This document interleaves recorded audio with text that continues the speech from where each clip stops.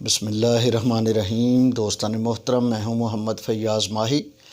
آپ دیکھ رہے ہیں میرا یوٹیوب چینل محمد فیاض ماہی۔ بیل آئیکن پر کلک کریں، چینل کو سبسکرائب کریں۔ آپ کی محبت، آپ کے پیار کا بہت ممنون ہوں۔ آج ہم بات کریں گے عدم برداشت پر۔ عدم برداشت کا جو پہلو ہے وہ ہمارے معاشرے میں کیوں دن بدن، روز بروز اور لمحہ بلمحہ بڑھتا جا رہا ہے، اس پر بات کریں گے۔ چھوٹی چھوٹی مثالوں کے ساتھ آپ کو اس جو ہمارا جو آج کا موضوع ہے، چھوٹی چھوٹی مثالوں کے ساتھ کوشش کروں گا کہ اس کو لے کر ہم آگے چلیں، کوئی دلیل کے ساتھ، کوئی مثبت پہلو کے ساتھ، اس کا سد باب بھی نکلے۔ سب سے پہلے بات کریں گے کہ جب ہم کسی ٹریفک اشارے پر کھڑے ہوتے ہیں تو ہم ایک دوسرے سے آگے نکلنے کی کوشش کرتے ہیں۔ ہمارے پیچھے بائکس ہوتی ہیں، گاڑیاں ہوتی ہیں، کوئی سزوکی وین ہے، کوئی کسی کمپنی کا کوئی ڈمپر ہے، کوئی بمپر ہے، کوئی ڈالا ہے، کوئی گاڑی ہے، کوئی بڑا ٹرک ہے۔ لیکن اس کے آگے ہم نے دیکھا ہے کہ بہت سے موٹر سائیکل سوار ہوتے ہیں، وہ ایسے کراس کرتے ہوئے، زگ زیگ انداز بناتے ہوئے ان گاڑیوں کے آگے جا کر کھڑے ہو جاتے ہیں۔ اور پھر مزے کی بات ہے کہ سب سے پہلے تو بہت سے چوک چوراہے ایسے ہیں پورے پاکستان میں جہاں پر زیبرا کراسنگ کے نشان جو ہیں وہ مٹ چکے ہیں۔ وہ جو کلر لگایا ہوتا ہے زیبرا کراسنگ کا، وہ مٹ چکا ہے۔ دوسرا یہ کہ زیبرا کراسنگ سے پیدل کراس کرنے والوں کو اتنا شعور نہیں ہم نے دیا کہ وہ جب ٹریفک رک جاتی ہے، اشارہ رک جاتا ہے، تو زیبرا کراسنگ والے بجائے سڑک سے گزرنے کے اس اپنے جو نشان ان کے لیے دیے گئے ہیں وائٹ کلر کے، ان نشانات کے اوپر سے گزریں تاکہ ٹریفک جو ہے وہ زیبرا کراسنگ لائن سے پیچھے رہے۔ لیکن افسوس ایسا کچھ نہیں ہوتا۔ ہم وہ بعض اوقات تو ایسا ہوتا ہے کہ بہت آگے نکل جاتے ہیں موٹر سائیکل والے۔ اور پھر دوسری بات یہ کہ جب اشارہ جو ریڈ ہے وہ گرین ہو جاتا ہے، بلکہ گرین ہونے سے پہلے جو اورنج جو اس کی لائٹ ہوتی ہے، تبھی وہ ہم چل پڑتے ہیں، جبکہ دوسری جانب سے ابھی ٹریفک آ رہی ہوتی ہے اور حادثات کا خدشہ جو ہے وہ بڑھ بھی جاتا ہے اور اس میں حادثات کی تعداد بھی بڑھ جاتی ہیں۔ دوسری بات، اگر ہم اس اورنج لائن کو، جب اورنج اس کی لائٹ ہوتی ہے، ہم نہیں چلتے تو پیچھے سے ہارن پر ہارن بجنا شروع ہو جاتے ہیں۔ وہ بڑے بڑے ڈمپر والے، گاڑیوں والے، ویگنوں والے، جو گاڑیوں والے ہیں، وہ موٹر سائیکل سوار کو اتنا پریشرائز کر دیتے ہیں، ہارن بجا بجا کر وہ بیچارہ خود بخود ہی اشارہ گرین ہونے سے پہلے ہی چل پڑتا ہے۔ نتیجہ یہ نکلتا ہے کہ حادثات جو ہیں وہ ایک ہماری روٹین بن چکی ہے، اور پھر گالم گلوچ، پھر چھوٹے موٹے جو ایک دوسرے کے ساتھ مغالطات کا تبادلہ کرتے ہیں ہم، لیکن جلدی سب کو ہوتی ہے، سب ایک دوسرے۔ نتیجہ یہ ہے، بات کرنے کا مقصد یہ ہے کہ ہم میں عدم برداشت نہیں ہے۔ بہت زیادہ سے زیادہ جو اشارہ ہوتا ہے 70 سیکنڈ کا ہوتا ہے، یا 75 سیکنڈ کا، 80 سیکنڈ کا ہو جاتا ہے، یا اگر 90 سیکنڈ کا بھی ہو گیا تو وہ 1.5 منٹ بنتا ہے۔ 1.5 منٹ تک پاکستانی قوم ایک اشارے پر کھڑی نہیں ہو سکتی۔ یہی وجہ ہے کہ آج 73 سال ہو چکے ہیں، یہ قوم اپنے پاؤں پر کھڑی نہیں ہو سکی، کیونکہ جو قوم 1.5 منٹ تک اپنے اشارے پہ کھڑی نہیں ہو سکتی، وہ اپنے پاؤں پر کیسے کھڑی ہو سکتی؟ سوشل میڈیا پر ایک ویڈیو میں دیکھ رہا تھا پچھلے دنوں کہ کوئی یورپ یا لندن یا کوئی کسی ایبراڈ کی بات کر لیتے ہیں ہم، وہاں پہ ایک اشارہ چل رہا ہے، 2 لیڈیز کھڑی ہیں، ٹریفک چل رہی ہے، اشارہ جو ہے وہ ابھی ریڈ ہے، تو ایک کتا چلتا ہوا آیا۔ اس کتے نے اشارہ دیکھ کر وہاں پر کھڑے ہونے کو ترجیح دی۔ وہ کتا وہیں پر کھڑا رہا، جبکہ اس کے برابر میں 2 کھڑی عورتیں، انہوں نے ریڈ اشارہ کراس کرتے ہوئے وہ سڑک کراس کر لی، اور بمشکل وہ دوسری طرف، سڑک کے دوسری طرف پہنچی۔ لیکن جب تک اشارہ سبز نہیں ہوا، وہ کتا اپنی جگہ سے نہیں ہٹا، نہ ہی وہ آگے بڑھا۔ جب اشارہ سبز ہوا، وہ کتا آہستہ آہستہ چلتا ہوا بالکل پرسکون انداز میں ٹریفک پار کر گیا۔ اس کتے کو اس ملک کے قوانین کس نے سکھائے؟ یقیناً کسی نے نہیں سکھائے۔ اس کا مطلب یہ ہوا کہ انسانوں سے مہذب وہ کتا ہے، وہ زیادہ مہذب ہے۔ جس نے قوانین فالو کیے، آتے جاتے انسانوں کو دیکھا کہ یہ لوگ ٹریفک حادثات کا شکار کیسے بنتے ہیں، ان کی جو برداشت ہے، ان میں کھڑے رہنے کا، چند سیکنڈ کھڑے رہنے کا حوصلہ اور برداشت نہیں ہے، تو یہ لوگ حادثات کا شکار ہو کر ایکسیڈنٹلی صورت میں ہاسپٹل پہنچ جاتے ہیں، کچھ کی اموات بھی ہو جاتی ہیں۔ پاکستان میں بھی یہی حال ہے۔ یہ تو بات ہوئی ایک اشارے کی۔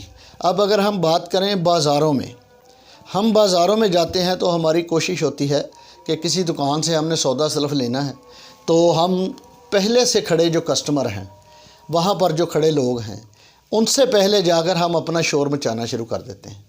بھائی مجھے یہ دے دو، مجھے یہ دے دو، یہ میری چیزیں ہیں، یہ میرے گھر کا سامان ہے، مجھے یہ لینا ہے، مجھے جلدی ہے، میں نے جانا ہے۔ تو جو پہلے سے لوگ کھڑے ہیں وہ بھی ہمیں ایک عجیب سی نظروں سے دیکھتے ہیں، دکاندار بھی عجیب سی نظروں سے دیکھتا ہے۔ بعض اوقات وہاں پر نوبت جو ہے وہ تو تکار تک پہنچتی ہاتھا پائی تک پہنچ جاتی ہے، ایک دوسرے کے گریبان تک پہنچ جاتی ہے۔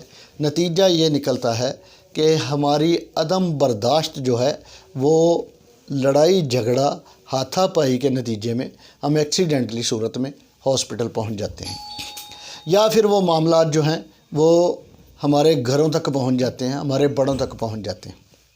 یہ بھی ایک بات ہے کہ ہمیں عدم برداشت نہیں ہے۔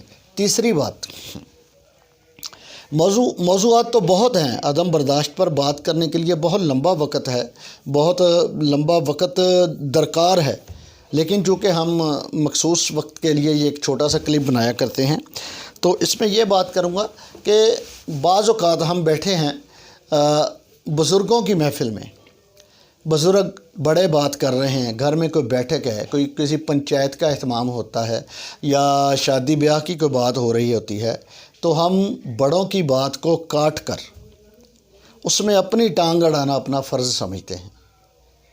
بڑے پہلے تو دیکھتے ہیں، گھورتے ہیں، ہمیں روکنے، سمجھانے اور سکھانے کی کوشش کرتے ہیں، لیکن جب ہم باز نہیں آتے تو وہ کوئی بڑا ہمیں اٹھ کر کوئی بڑی موٹی سی گالی دیتا ہے، یا پھر اٹھ کر ہمیں ایک چماڑ رسید کر دیتا ہے، یا پھر اٹھ کر ہمیں وہ بہت سخت الفاظ میں کہتا ہے کہ تم اس بیٹھک سے، اس پنچایت سے، اس محفل سے باہر نکل جاؤ، تم اس میں بیٹھنے کے قابل نہیں ہو۔ وہ نتیجہ بھی ہماری سبکی کی صورت میں نکلتا ہے، وہ نتیجہ ہمیں پوری فیملی میں، پورے خاندان میں رسوا بھی کر جاتا ہے اور بدنام بھی کر جاتا ہے، اور ایک مذاق بھی ہمارا بن جاتا ہے کہ اس بندے کو ایک ایسی محفل سے نکالا گیا ہے جو بڑے لوگوں کی محفل تھی۔ کیوں نکالا گیا؟ کیونکہ اس کی برداشت جواب دے گئی تھی، یہ بات کو لے کر آگے چل پڑتا تھا، بڑوں کی بات کو کاٹتا تھا۔ عدم برداشت ہمیں اس طرح بھی ذلیل کرواتی۔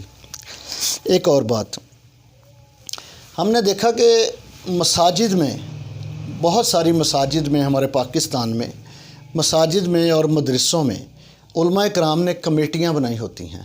وہ کمیٹیاں جو ہوتی ہیں وہ مساجد کی بہتری کے لیے، نمازیوں کی بہتری کے لیے، اور جو وہاں پر محافل پاک، جو درس و دروس کا جو اہتمام کیا جاتا ہے، ان کے لیے ہوتی ہیں۔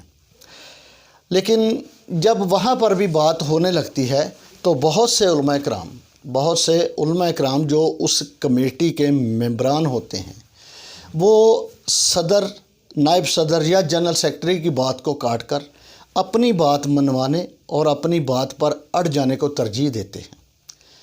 نتیجہ یہ نکلتا ہے کہ وہ کمیٹی انتشار کا شکار ہو جاتی ہے۔ اللہ کے گھر میں بیٹھ کر ایک دوسرے کے خلاف اونچی اونچی آواز میں بولنا شروع کر دیتے ہیں۔ بہت سے ایسے معاملات ہیں، بہت سے ایسے مدرسے ہیں، مساجد ہیں، بہت سی ایسی ویڈیوز موجود ہیں سوشل میڈیا پر بھی، اور جو سیٹلائٹ ہے اس پر بھی، اور پھر اخبارات میں بھی پڑھتے رہتے ہیں۔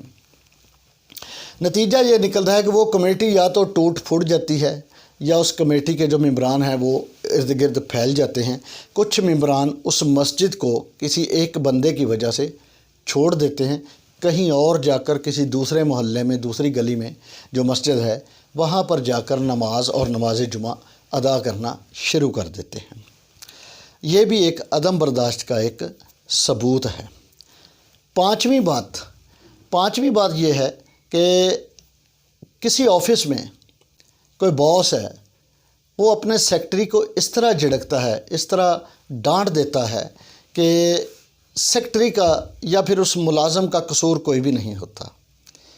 बाद में पता चलता है कि वो बॉस, वो जो मैनेजर है, जो ऊपर लेवल पे एक ऑफिसर बैठा है, वो आज घर से लड़कर आया है, बीवी से, माँ से, बहन से झगड़ कर आया है, बीवी से डांट खा कर आया है। अगर वो बैचलर है तो लाजमी माँ बाप ने डांटा होगा। वो अपना कसूर, अपना गुस्सा, अपने जहन का फतूर, अपने दिमाग का जो उसके अंदर एक कीड़ा कुलबुला रहा होता है बर्दाश्त का, वो जवाब जब देता है तो वो फिर उसका गुस्सा अपने छोटे जो उसका मुलाज़म है, उससे छोटे लेवल का मुलाज़म, जिसे हम ऑफ़िस बॉय भी कह सकते हैं, कोई सफाई करने वाला भी कह सकते हैं, या फिर हम एक ऐसा सामने बैठा हुआ कोलीग भी कह सकते हैं जो उससे थोड़ा सा जूनियर है, वो गुस्सा उस पर निकलता है। नतीजा ये होता है कि जूनियर और सीनियर के दरमियान नफ़रत जो है वो दिल ही दिल में पनपने लगती है, और वो नफ़रत बढ़ती बढ़ती एक दिन लड़ाई झगड़े का रूप इख्तियार कर लेती है। यानी कि अदम बर्दाश्त जो है वो हमें इस तरफ ले जा रही है कि हम ज़हनी पस्ती का शिकार हो रहे हैं। सबसे मैं इस बात को जो है ना कहना चाहूँगा कि सबसे बड़ी वजह इसकी ये है दीन इस्लाम से दूरी, आका अलैहिस्सलातु वस्सलाम की तालीमात से दूरी, कुरान करीम को ना समझ कर पढ़ना, कुरान करीम को सिर्फ़ महज एक किताब समझ कर खोलना, वज़ू करके उसको पढ़ना, पढ़ के बंद करके रख देना। अल्लाह के अहकामात से दूरी हमें जो है वो अदम बर्दाश्त की जानब लेकर जा रही है। अगर हम कोशिश करें बहुत अच्छी और बहुत पुरसकून अंदाज में हम अहकामात इलाही और शरीयत मुहम्मदी पर अमल करना शुरू कर दें, तो मैं यकीन से कहता हूँ कि अल्लाह ताला हमें अपने फ़ज़ल व करम से भी नवाजेगा। अल्लाह ताला हमें हमारे दिलो दिमाग को पुरसकून भी रखेगा। अल्लाह करीम आका अलैहिस्सलातु वस्सलाम की ज़ात मुक़द्दस पर दुरूद व सलाम खुद भी भेजता है और हमें भी हुक्म फरमाता है। अगर हम वो अमल जारी रखें, फिरते चलते उठते बैठते, तो मेरा नहीं ख्याल कि अदम बर्दाश्त, गुस्सा और किसी की तहकीर करना, किसी को हकारत से बुलाना हमारे अंदर ये एक छोटा सा मादा भी तकब्बुर का रह जाएगा। इन चीज़ों पर अमल करने की ज़रूरत है, सिर्फ़ सीखने की ज़रूरत है, सिर्फ़ बातें करने की ज़रूरत नहीं है। मैं दरख्वास्त करता हूँ आपसे, हमारी वीडियो को सब्सक्राइब करें, लाइक करें, हमारे चैनल को सब्सक्राइब करें, ताकि आपके साथ हमारा मोहब्बतों का सिलसिला जुड़ा रहे। अपना ख्याल रखिएगा। अल्लाह हाफ़िज़।